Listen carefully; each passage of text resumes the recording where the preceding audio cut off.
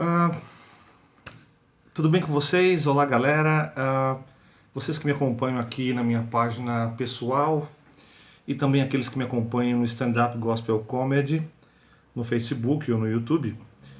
Eu quero gravar um vídeo hoje trazendo algumas reflexões que são fruto dos meus pensamentos, mas também do que eu pude assistir esses dias aqui na minha timeline. Eu, para falar a verdade, nunca gravei nenhum vídeo de resposta e eu não sou uma pessoa tão ativa nas redes sociais, na verdade, muito embora eu trabalhe com comédia cristã, fazendo stand-up. Mas acho que não podia, eu percebo que eu não podia deixar passar esse momento em que um assunto tão importante foi abordado por uma pessoa que tem tantos seguidores e influenciadores, e não vem ao caso quem seja, mas sim os assuntos que foram colocados ali, e o que me alarmou bastante foram também os comentários que foram feitos logo em seguida daquele vídeo postado. O tema, inclusive, que você viu aí na abertura e também na descrição do vídeo é que sou crente, mas não sou trouxa. Sou crente, mas não sou trouxa. Será? Do que se trata praticamente ou diretamente essa minha postagem?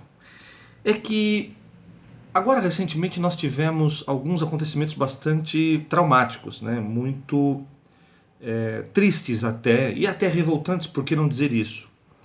Nós tivemos pelo menos 3 casos, eu vou citar só 3 porque são tantos que acontecem todos os dias nos telejornais, e pela internet, enfim, todos os meios de comunicação, a gente assiste infelizmente a violência tomando conta, né, da sociedade e mais do que isso, do coração das pessoas. Muitas vezes a violência nem está externalizada ainda, mas já está lá, instaurada no coração de muita gente. E infelizmente até de pessoas que deveriam ser aqueles referências de um evangelho genuíno. A gente teve 3 acontecimentos. Um homem que incendiou uma escolinha infantil, e isso foi absolutamente tenebroso. A gente não consegue achar nenhum adjetivo para nominar isso. A gente teve também um adolescente que atirou na vida dos seus colegas dentro de um colégio, né, dos seus colegas de classe. E a gente teve também agora, recentemente, uma moça que foi assassinada porque numa das redes sociais tinha lá um grupo de caronas e ela foi ali identificada por um dos maus elementos que estavam olhando já a movimentação daquele grupo e ela deu carona para esse rapaz. Enfim, vocês devem ter acompanhado isso na televisão ou na internet, em qualquer lugar. E exatamente essa é a questão, e esse foi o último assunto, mas eu vi alguém postando a sua revolta. Postando que até quando nós vamos aceitar e entender que isso é normal? Como nós vamos ficar dando vozes aos direitos humanos enquanto os bandidos continuam soltos e matando e exterminando e violentando, e aí ficam aí os pais sem seus filhos, filhos sem seus pais e tudo mais. O desabafo e a revolta eu até entendo como algo natural, e eu também poderia estar aqui gravando um vídeo de revolta e desabafo e tal. Não que isso seja ruim, mas se a gente tem uma esperança maior e se a gente realmente reconhece em Cristo a decisão da nossa vida, começa a ficar complicado só um desabafo, começa a ficar complicado só uma colocação de ódio para fora.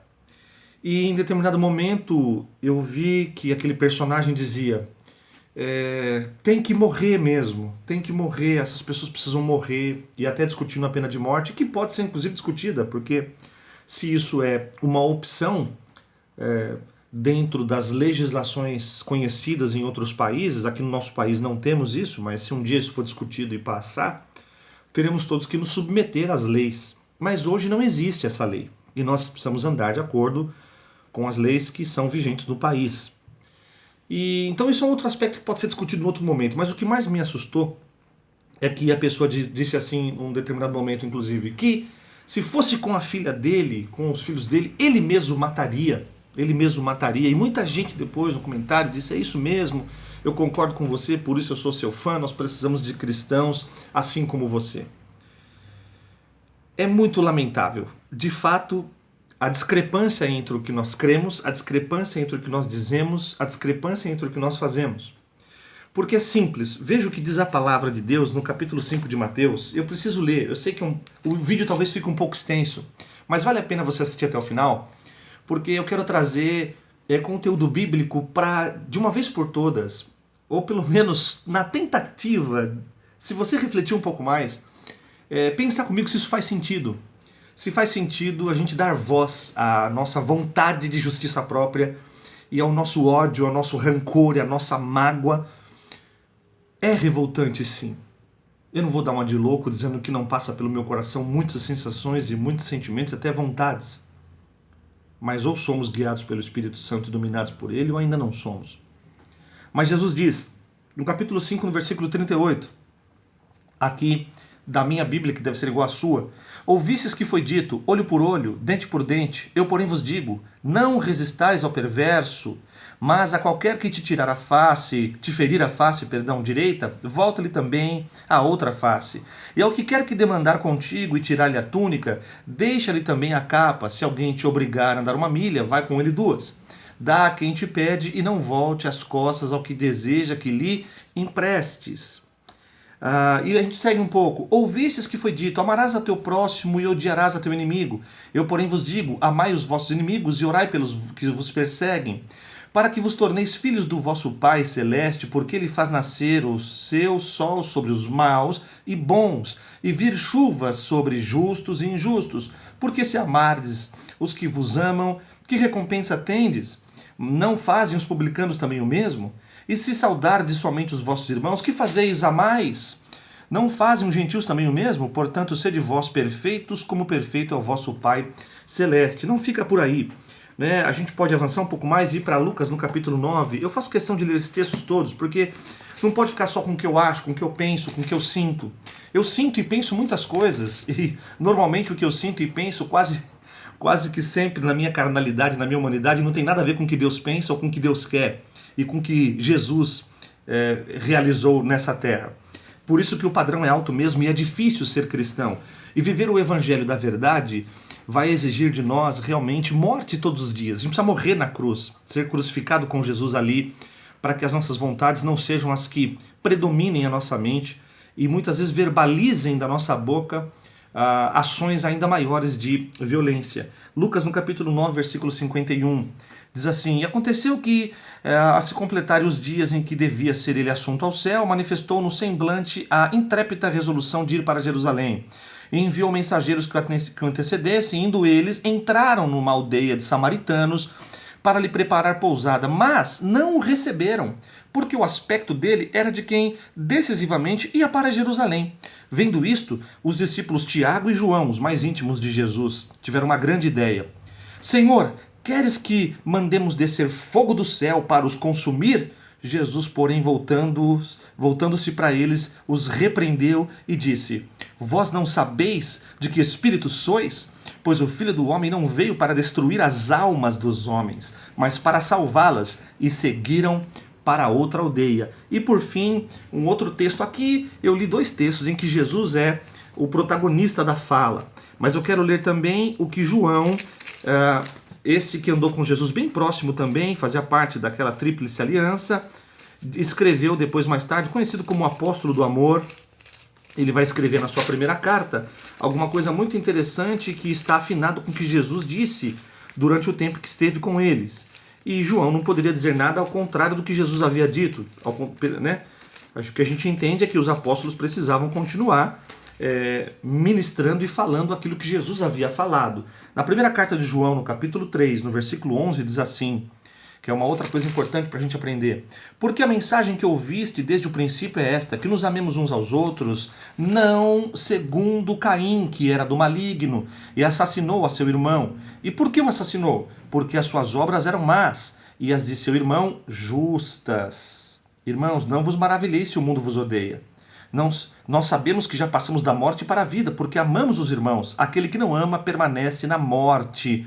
Todo aquele que odeia seu irmão é assassino. Ora, vós sabeis que todo assassino não tem a vida eterna permanentemente em si. Desculpa, o vídeo deve estar muito longo, extenso, mas não dava para falar de assuntos profundos com superficialidade. Eu li só 3 textos que vão dizer a você e a mim, que amamos a Deus sobre todas as coisas, que a gente precisa lidar com as tragédias de uma forma madura e de uma forma realmente evangélica, no termo mais puro do significado da palavra. Porque se nós externarmos a nossa revolta na mesma pegada de quem já causou um trauma, nós geraremos mais outros traumas. Então veja bem, no episódio de um dos meninos que morreu assassinado por um outro colega que atirou dentro de uma classe, eu vi um depoimento dos pais num programa desses de domingo na TV, dessas revistas eletrônicas de TV, os pais dizendo, olha, nós perdoamos já. Nós já perdoamos porque sabemos exatamente onde o nosso filho está. Ele está com Jesus. Que diferença, não, de postura? Entre pais que acabaram de viver um trauma tenebroso e terrível. Não é fácil, não. Não quero dizer que quem cometeu isso não tenha que pagar. Vai ter que pagar, sim. Vai ter que viver todas as consequências do que a lei diz. As nossas leis são fracas? Outro assunto. O Código Penal está ultrapassado? Outro assunto. Mas o que eu não posso como cristão é dizer que quero matar, quero ver morrer, eu mesmo mataria, e ter um monte de gente dizendo, é isso mesmo, vamos fazer. Ora, se Jesus repreendeu aqueles que andavam com ele, que queriam mandar fogo na cabeça dos outros, Jesus disse, vocês não sabem de que espírito eu sou? Quando Pedro pegou de uma espada e arrancou a orelha do rapaz lá chamado Malcom, Jesus grudou a orelha do rapaz lá e disse, não, Pedro, quem puxar pela espada da espada vai morrer. Então, de que espírito nós somos? Por que o ódio está entrando sorrateiramente em nossos corações e a gente nem percebeu? E aí, veja que incongruência, veja que como isso é contraditório. Porque se eu estou abalado pela morte de alguém, agora estou dizendo que também vou matar. Quer dizer, eu não consigo encerrar aquele ciclo de morte, eu vou continuar a morte. Quer dizer, não bastasse uma família chorando, que é triste, é lamentável, eu também fico entristecido. Mas nem por isso eu quero o sangue de ninguém. Se houvesse leis neste país aonde isso fosse possível, ok, que cumpra-se a lei. Mas não é isso a verdade.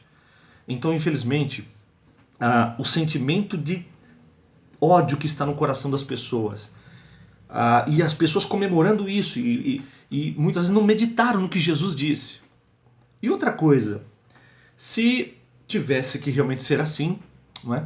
Jesus deveria ter matado Caim no mesmo instante em que ele assassinou Abel. Ele, o próprio Deus, deveria dar o exemplo, porque matou, vai morrer, mas ele pôs uma marca naquele rapaz para que ele não fosse assassinado por ninguém. E que ele tivesse que conviver com aquilo e aprender como aquilo foi tenebroso e triste. E seus pais têm que conviver com aquilo. E Deus é soberano. Eu não sei por que alguém nasce ou por que alguém morre. Mas quando eu me coloco na posição de Deus dizendo esse merece, aquele não merece, esse vai ser assim, aquele, sendo que eu não tenho nem legislação para isso, não é? Eu não sou um juiz, não sou um deputado federal, nem estadual, nem senador, né? Não trabalho em nenhum dos poderes executivos, legislativo ou judiciário. Eu sou apenas um cristão. E me assusta quando outros cristãos estão de fato querendo ver as pessoas assassinadas, mortas por aquilo que praticaram. Se fosse assim, Saulo não teria chance, porque ele mesmo viu Estevão sendo morto diante dele, ele rilhava os dentes, ele tinha ódio contra os cristãos. E de repente o Senhor faz uma obra poderosa na vida dele. Ele entrava nas casas, arrastava as pessoas para fora e as espancava. Este Saulo, que nós tanto achamos maravilhoso, o apóstolo Paulo, que homem de Deus, mas que no passado foi um assassino sanguinário. Nós temos que tomar cuidado com aquilo que nós estamos falando. Desculpa, perdão pelo áudio ser muito longo, mas eu sou crente e se for preciso passar de trouxa, eu prefiro ter o Espírito que há em Jesus, do amor que há nele, porque ele mesmo deu sua vida por nós. E o que dizer então dos nossos irmãos que foram cerrados ao meio, foram decapitados, foram crucificados como o nosso mestre foi? O que tínhamos que fazer então como igreja? Uma revolta e matar todo mundo que tivesse matado os nossos irmãos. Nós estamos infelizmente vivendo um tipo de evangelho que nada tem a ver com o coração de Deus. Pense nisso, medite nisso. Se for possível, eu te peço, compartilhe esse vídeo com a sua rede, com o pessoal da tua igreja, pelo WhatsApp, pelo Facebook, pelo YouTube, tá bom? Dá um joinha aí, dá um like, me ajude a espalhar. É o primeiro vídeo que talvez eu grave nesse sentido, com essa veemência, mas eu fiquei horrorizado, Espero realmente que não só esse rapaz, mas como outras pessoas que estão pensando assim, se aprofundem na palavra e no amor de Deus, porque o amor lança fora o medo. O amor cobre multidão de pecados e o amor é o vínculo da perfeição. Deus te abençoe, fique na paz, eu te amo em Jesus, até o próximo vídeo.